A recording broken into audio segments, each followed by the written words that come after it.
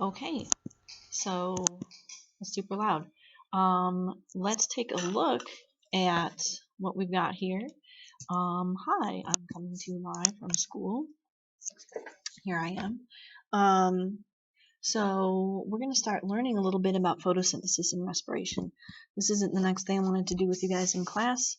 I wanted to do something that was a little bit more hands-on, but here we are. So let's take a look at what you need to know. And what you should know. You should know how the world works. You should know how we get oxygen and food and why it works that way. Where does it happen in a plant? How does a plant get the things it needs? What are the things the plant takes in? We call those reactants. You're going to need to know that next year for chemistry. Reactants. It's what goes into a chemical reaction.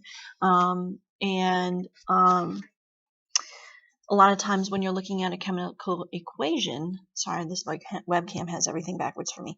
It's the stuff that's on the left-hand side of the equation, so this side, and then you have an arrow, and then the things around this side are called the products. That's on the right-hand side. So that's what comes out. What does the plant give off or make? Products. What products are considered waste for the plant? And what kind of light does the plant grow best in? So we're not going to talk about everything today. We're just going to kind of get a little bit of stuff. We're going to skip this next slide. Pretend that's not there. So let's think about this with photosynthesis. Can you do this? Can you go outside and feed yourself by just standing in the sun? No, we can't do that. What organelle is it happening in? One that we don't have because we're not green. It happens in the chloroplast. So when we talked about organelles last time, the organelle that does photosynthesis is called a chloroplast. Very lovely organelle. So what types of living things do this? Plants, algae. There's some bacteria that do this. But really most of the things that do this are things that have chloroplast. And what do those things need and what do they give off? So the creatures that do photosynthesis, they need carbon dioxide and water. Those are the reactants. What about sunlight? Sunlight is not a reactant, it's the energy. And so I'll kind of get into that a little bit. A lot of times people say, what about soil? Plants need soil, but they don't use it to make food. When they're in the soil, they're using that to get their nutrients. So things like nitrogen and phosphorus. Remember back when we talked about the nitrogen cycle? I do. So this is where they get the nitrogen they need to help build up their bodies. So let's look at this lovely chloroplast. Here it is. It's green. That's my favorite color. It's a lovely color. It's got a fancy double layer membrane. It's got these stacks of pancake-looking things. So that's a thylakoid, and one little pancake is called granum. You know what? We don't even need to know that right now. If you wanted to go advanced in biology and learn about all the different things, the light and dark reactions, which they're not called that anymore, then you can learn about those. But right now, we don't need to learn about those. So what's the deal with the chloroplast? It's green.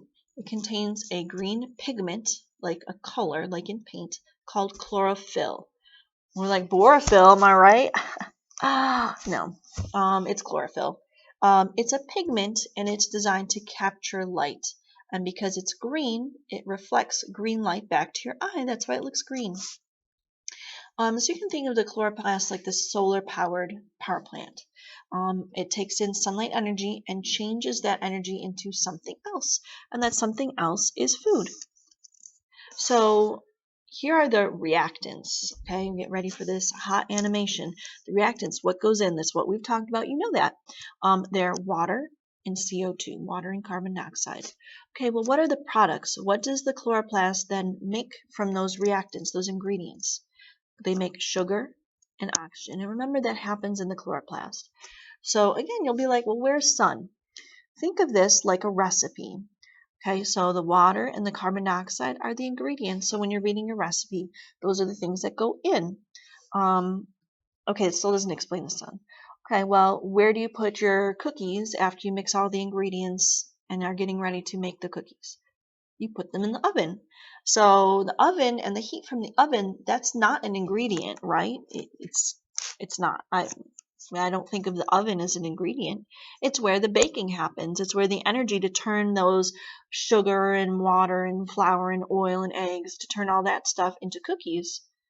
The energy for that is the heat of the oven. Well, the energy to take water and CO2 and change it into sugar and oxygen is the sunlight energy. So sunlight's not a reactant.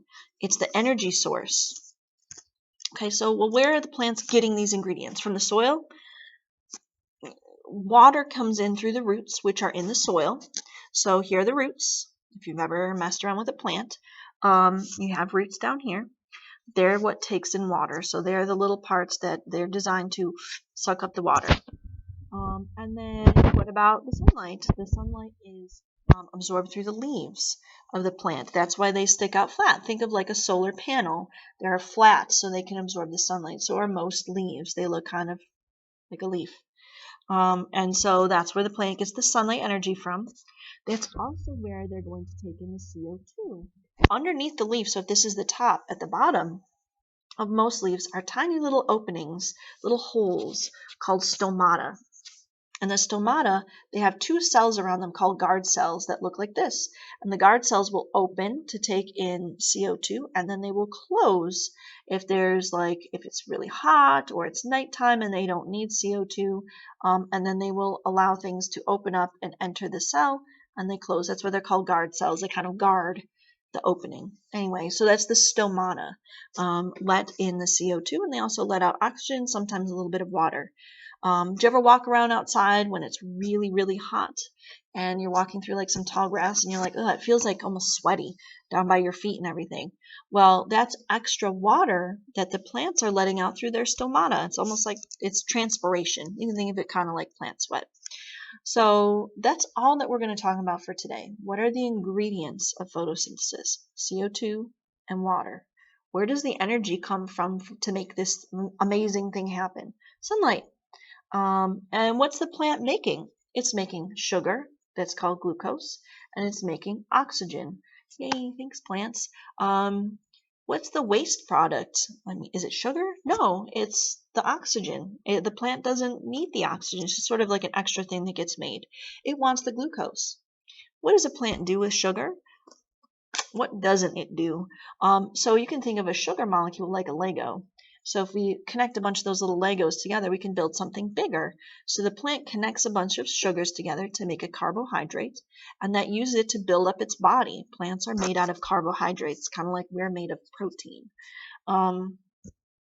So plants can use it for their body structure. That's called cellulose. So when they add a bunch of glucoses together to make a big chain, that's called cellulose.